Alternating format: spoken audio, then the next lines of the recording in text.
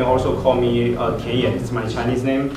So I'm a researcher from Kenny School of Government at Harvard, and also a founder of BlockCarbon. So basically, BlockCarbon is a AI and remote sensing technology-driven climate tech firm. Basically, we are working on utilizing technology to empower the climate market or carbon market. Before I jump into my slides, I want to just explain like what is climate asset or what is carbon asset. We all know like climate change, right? So climate change was caused by the CO2 in the air. So whatever we do to remove the carbon from the air, when we certify that project in certain like bodies, like some international recognized bodies, this project can be turned into like a tradable asset. You can trade it globally. You can, for example, you can buy a project or credit from another country. So this will become like a financial asset, which basically can be exchangeable among countries. So a couple critical figures. I'm sure like you guys, if you are like care about climate change, you probably know 1.5 degree, which is basically scientists telling us that if our global warming kind of exceed this figure, then basically it will be too late to do anything to like bring us back. So, but now if you can see the figure here, which is super small, currently we are already achieved or reached 1.3 degrees. So which means like we only have like 0.2 degree left. What does that mean? That means roughly we have 4,000 billion tons of carbon which we can generate for the whole Earth, not like for a particular country. 4,000 billion tons is still a big figure, but what does that exactly mean? That means like for the whole Earth, there are only 5 years left to achieve that figure. So if you believe the climate science, basically it means like in 5 years' time, like the whole Earth basically cannot going back to the normal again. So that's quite scary. So how we can solve this problem? There are so many carbon removal technologies. I'm sure like some of you guys probably are familiar with like CCUS type of technology. However, there are also some nature-based solutions which are more cost-efficient and which is also like can bring us a lot of environmental kind of benefits or community benefits. So, for example, when we say nature-based solutions, if we divide them into 3 groups, there are like soil-based projects which are mainly agriculture-related projects. There are ocean-based solutions, which, for example, like seagrass, seaweed, algae, and there are like forestry-based projects, just like what we did this morning, like we plant trees, right? So for each tree, when they grow to, let's say from 0.5 meter to 10 meters, then it will generate a lot of carbon in their bodies. So by doing that, they will remove carbon from the air. Commercially, is also a very attractive market. So this is a scenario done by McKinsey, I think 2 years ago. Basically, it tells us the demand of nature-based solutions is growing rapidly in the past 10-15 years, and it will reach around like $30 billion in 2030, which is like 6 years later. So basically means to the investors and also the developers that nature-based solutions is also an attractive kind of asset, worthy of the investment. So I will talk about the pain points of this market, and also like feel free to interrupt me if you feel like unclear on any terms. We just mentioned that the demand of nature-based solutions is growing rapidly. However, the concerns over the nature-based solutions is also growing, especially for those projects originated from Asian markets or Asian countries. You can see that there are like a few media reports basically talking about those projects basically have low quality. There are like scandals. People are trying to inflate those figures. I think the fundamental problem here is that there is a lack of kind of data and technical infrastructure to build up the accuracy and transparency. So for example, a very like what we did this morning when we plant a tree, normally we will do some manual measurement to that tree. So we will use some ruler to basically measure like how tall the tree is, or how what's the width of the tree. But because there are like human error or there is a statistical error, if you are talking about like 20,000 acres of trees, so normally the traditional methods are outdated and not accurate at all. So to solve this problem, our solution or the solution from BlockCarbon basically is trying to use AI and remote sensing to build up this data and required technical infrastructure.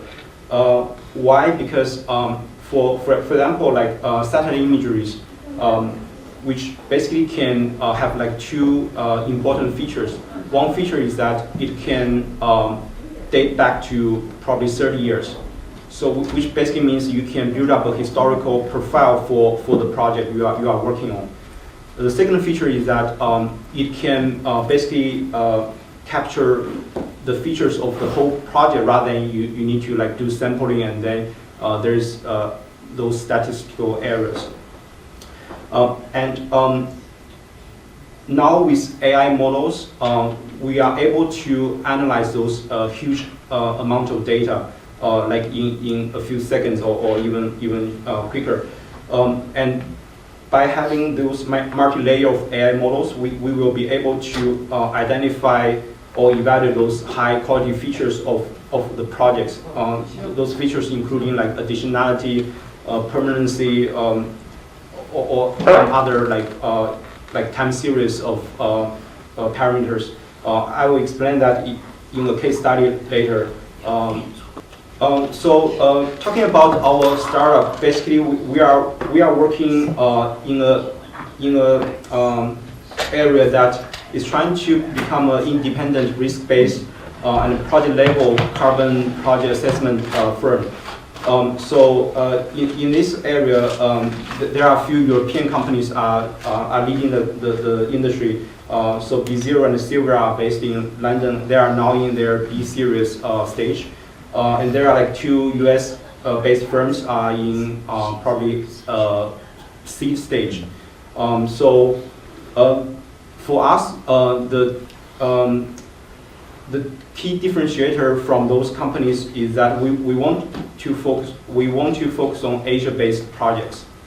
Why? Because first, Asia requires those technologies to like stay in the game. As I mentioned earlier, so people are concerning about the projects originated from Asian market. So that's first, there is a demand there. Secondly, we feel like we have the kind of local resources which will basically making us like standing out in the market. So our goal is basically trying to reach the global market and between the global market and the Asia-based projects. So what are the benefits to those investors, the investors of the carbon market? So for the developer, when we say developers, it's not like a real estate developer, but more like carbon developers. Take an example, those multinational firms like Shell, BP, ExxonMobil, so those are the developers I'm talking about. So the benefit to them is when they develop a project or before they develop a project, we can help them to do this full life cycle project assessment so that they have a better idea like which projects are ideal for their investments. And then for those post-development projects, so for example, like Amazon or Alibaba, Tencent, so they normally will not develop a project by themselves. They will just purchase from the market. So the benefit to them is we can help them to do the assessment or rating so that they have a they can have an assurance of the quality of those projects. So I will use one example we did for Alibaba to just quickly illustrate like what we are doing. I apologize, this is in Chinese because this is the delivery kind of report to Alibaba, so that's why it's in Chinese. So apologies to Professor, you probably cannot kind of read the report. And also I will not go to the details, I will just like give you guys a very brief introduction of the framework. So basically we will evaluate the project from all those three angles, like the climate object, the biodiversity, and also the community effects. So so basically all the features I list here are related to the quality of a particular project, and for most of them we will link them to a parameter which we can use satellite imageries or other like remote sensing technologies to quantify the effects. So for example, the most critical feature is how much carbon they can remove from the air, right? So that's the fundamental kind of feature of a carbon project. So the project Alibaba asked us to do is located in Jilin province, and it's a project from 2016 to 2076. So it's a 60 years project, and we did a rigorous assessment for them. But I just want to show you guys the quantification part, like how much carbon removed from this project. So the first step basically is trying to identify like where are the trees in the satellite imagery. So basically you can see here those green dots or green areas. Those are the trees we identified using UNet, which is a neural network. And then from the trees, we will convert them into biomass. So for example, when we identify a tree, we will calculate like what's the size of the canopy, and then from the size of canopy, we will translate them into the amount of biomass from this tree. So we use another model to do that. And then last step basically is to calculate from biomass to the amount of carbon they can generate or they can remove from the air. So the result for this particular project is that so Alibaba basically purchased, for example, like 440,000 tons of carbon. But by our calculation, the real effect is only 116,000 tons of carbon. So it means that Alibaba basically paid a higher price than they should be, or the project they bought was low quality. So that's the kind of simple conclusion. Besides the startup and the research work I'm doing at Harvard, I'm also leading a venture club at Harvard, and also we are doing so-called Harvard China Innovation and Investment Conference. This is the fourth year we are doing this conference. It was founded at Harvard, based in Harvard, but beyond Harvard campus. So we have done this conference in Shanghai this July, and we did the conference in 2 days, and we have attracted probably more than 500 like audience joining us in person. The reason I want to mention this conference here is because we feel like there should be a platform for us to talk about entrepreneurship, talk about innovation, but most importantly, we hope there's a platform for us to talk about the Chinese or China elements.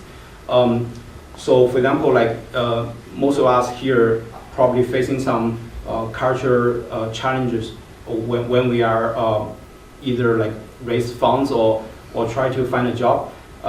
And we hope there's a platform we can either seek advice from someone else, or we can like just talk to the peers to basically how do you say 抱团取暖. So that's the purpose of having this conference. And as I said, we want to do this beyond Harvard campus. So later this year or next year, we probably will do this in the cities which has a large population of Chinese or large Chinese population, should I say this way. So for example, in London, in Toronto, or other cities. So if you are interested in this, for example, if you want to sponsor this project or want to be a speaker or want to help us in any way, just let me know. Yeah, thank you so much.